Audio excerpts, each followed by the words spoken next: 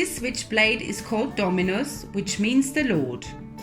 This slim 9-inch knife has nickel-silver bolsters with a Maltese crosscut shape, 440A steel liners and a lever to open and release the mechanism.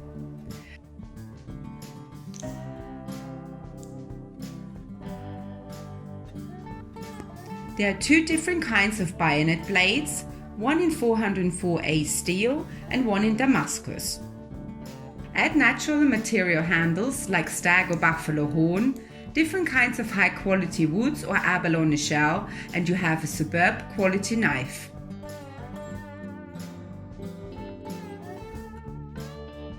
If you like to follow us, make sure to subscribe to our channel not to miss any A.G.A Campolin news.